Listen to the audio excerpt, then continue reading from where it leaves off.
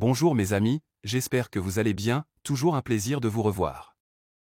L'étude de la rentabilité du projet, avant financement. Comme vous voyez, pour construire le tableau emploi-ressources avant financement, on doit d'abord calculer la première ressource, c'est-à-dire la capacité d'autofinancement. Par définition, la capacité d'autofinancement, ou la CAF tout court, est une ressource interne dégagée par l'activité de l'entreprise au cours de l'exercice, et considérée comme l'indice de rentabilité le plus important, car elle mesure l'aptitude de l'entreprise à dégager des ressources durables et à financer sa croissance.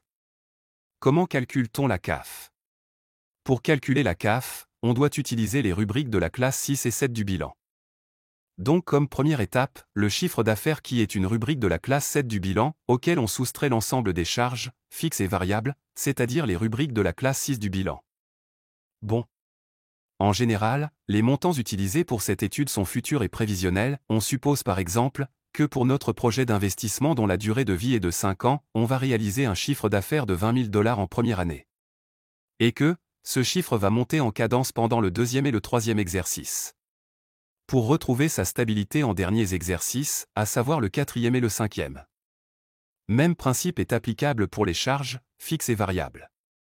C'est-à-dire qu'on donne des montants approximatifs aux matières premières qu'on va consommer, et aux frais qu'on va dépenser d'un exercice à un autre, tout au long de la durée de vie du projet. Bon, à titre de rappel, les charges variables sont proportionnelles au niveau d'activité, comme le coût des matières premières, et autres fournitures, les services, la partie variable des frais personnels, l'impôt, etc. Les charges fixes représentent les charges qui restent stables, malgré le niveau d'activité de l'entreprise. On distingue deux types de charges fixes. Les charges fixes hors amortissement désignent les charges décaissables telles que la partie fixe des frais personnels. Les amortissements désignent les charges fixes calculées, mais qui ne font pas l'objet d'un décaissement. D'ailleurs, c'est le seul compte de la classe 6 qui ne fait pas l'objet d'un décaissement. Je continue. Le chiffre d'affaires moins l'ensemble des charges permet d'obtenir le BE, autrement dit, l'excédent brut d'exploitation. L'excédent brut d'exploitation moins les dotations aux amortissements, ça donne le RBE, le résultat brut d'exploitation, autrement dit le résultat avant impôt. Rappel. L'entreprise qui pratique l'amortissement, que ce soit linéaire, dégressif ou progressif, etc., elle le fait pour des raisons purement fiscales. Puisque l'amortissement diminue le résultat imposable, afin que l'entreprise réalise ce qu'on appelle une économie d'IBS. Impôt sur les bénéfices des sociétés.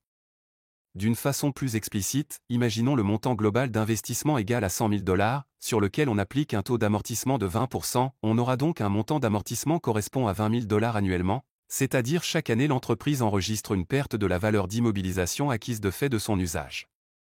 Je continue. On applique l'IBS sur le RBE. Si le taux de l'IBS est de 23%, on aura donc 23% fois le montant du RBE pour chaque année. Une fois ce calcul est terminé, on va soustraire l'IBS du RBE, et ça donne le RNE. Résultat net d'exploitation. Et en phase terminale, on va réintégrer les dotations aux amortissements au résultat net d'exploitation, RNE. Pour aboutir enfin à la capacité d'autofinancement de l'investissement en question. Récapitulatif. Le chiffre d'affaires moins l'ensemble des charges variables et charges fixes hors amortissement, ça donne l'excédent brut d'exploitation. L'excédent brut d'exploitation moins les amortissements, ça donne le résultat brut d'exploitation. Le résultat brut d'exploitation moins l'IBS, ça donne le résultat net d'exploitation. Le résultat net d'exploitation auquel on rajoute les amortissements, ça donne la fameuse CAF. Cet ordonnancement doit être bien gardé à l'esprit.